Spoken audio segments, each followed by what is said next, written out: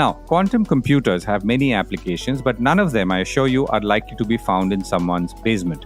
For example, the National Quantum Mission will focus on developing magnetometers with high sensitivity in atomic systems and atomic clocks for precision timing, communications, and navigation. And there's much more. The first meeting of the Mission Governing Board of the National Quantum Mission was held last week under the chairmanship of Ajai Chowdhry, founder member of HCL Computers. So what is this mission about, and how will quantum computing play out in India? I reached out to Ajai Chowdhry and I began by asking him first to define quantum computing for those of us who didn't know, and then tell us about what this mission was hoping to accomplish in the country. Quantum computing is based on the concept of quantum mechanics. And the thought on this has been around for a very long time. Work on this started somewhere around 1965. But only now have they started to become reasonably mainstream. Even now they're not mainstream, but yes, very soon they will be mainstream.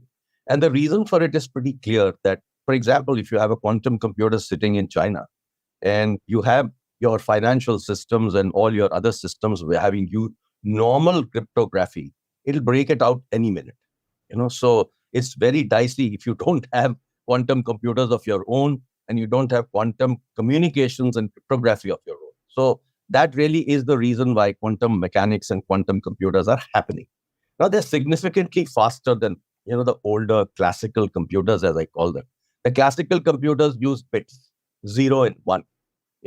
These quantum computers are using what are called qubits, quantum bits. And these quantum bits use 0, 1, or a superposition of both states simultaneously. So they sort of work parallel, and therefore they're a whole lot faster. Okay. What to take a computational power of a supercomputer of 10 years to do will get done in 200 seconds. So that's the kind of power we are talking about. But it's not meant to replace classical computers. It is fundamentally to aid in newer areas where such computers would be of great value. So India set up National Quantum Mission, and the Mission Governing Board is what you chair, and the mission was announced in April last year. You've just had first meeting of the Mission Governing Board. So tell us about what the Mission Governing Board is trying to bring together and what is the outcome that it's aiming for at this point. So basically, the whole idea is that we create 4 verticals within this quantum mission. Okay. So these 4 verticals are going to be quantum computing, quantum communications, and quantum sensing and metrology, and quantum materials and devices. So these are the 4 verticals that we are working on. For each of these, we have defined certain targets for ourselves in terms of 4 years, 6 years, 8 years. It's an 8-year program. And the total fund that's been created for supporting this program is around 6,000 crores, which is consisting of money coming in from DST and 3 other partners, or so to say. Partners are Department of Space, Department of Defense, and Department of Atomic Energy. Now, whole idea of this mission is to create a mission directorate post this meeting. And this mission directorate will then try and make sure that everybody works together with the same objectives of achieving these targets. So that's really what the whole thinking is. And what we did in this particular meeting is to figure out the process. And this process we have been working on for a while. This process was approved in the meeting. So now we pretty much next week onwards, we will be sending out requests for proposals to people to apply for one of these thematic locations. So each of these themes will have one location, which will be led by a prime institute. So for example, a TIFR could lead quantum computers, and that will become one thematic location. And around that will be various research locations and institutes that will work together on that. And each of these themes are very well defined, and we have targets defined for each of these areas. And our whole objective would be to get a Section 8 companies created at these 4 locations, which we will identify in the next 6 months. And we have defined step by step what process we are going to follow. And by about August, September, we would have chosen the finalists, the 4 theme locations, and then these theme institutions. And these theme institutions will have a Section 8 company that will actually have independent strategy to work on their own with all, empowerment given to them. Right. So I'll come to one of those missions in a moment. But is this common for such initiatives to be driven by governments elsewhere in the world too? Or is and will private sector be involved?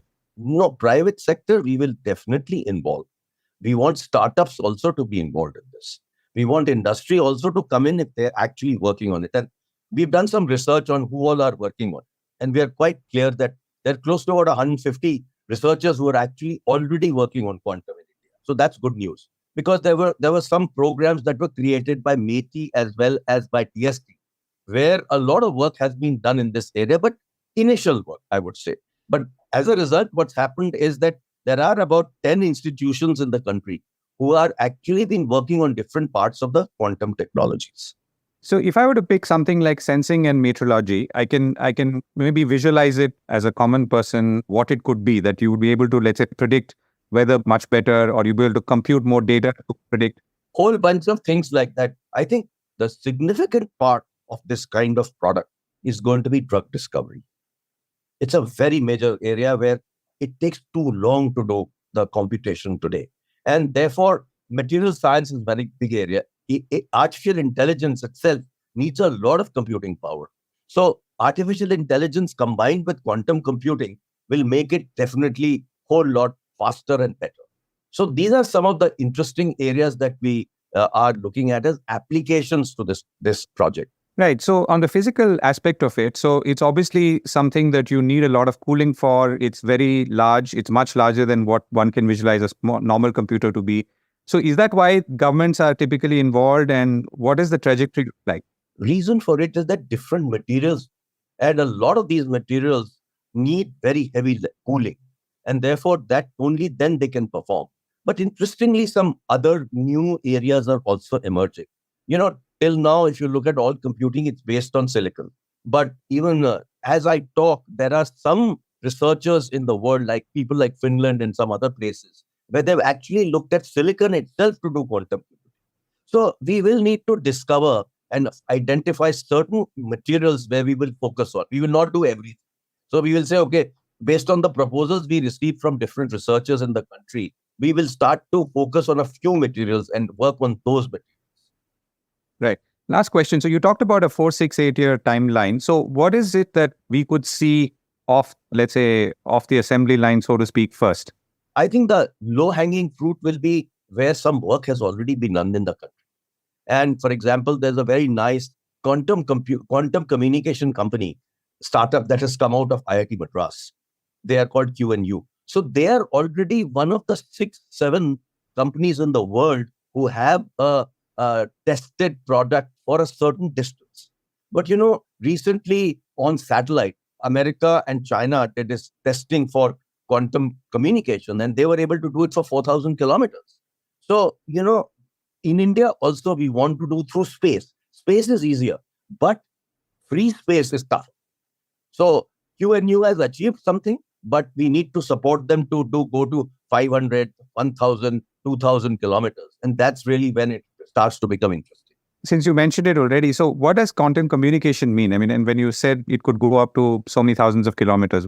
Totally secure, totally secure. There is something called quantum, what is called CKD, QKD. And these QKDs are basically keys that will enable you to connect distances, So 100 kilometers, 200 kilometers, 400 kilometers, every stage the QKD works.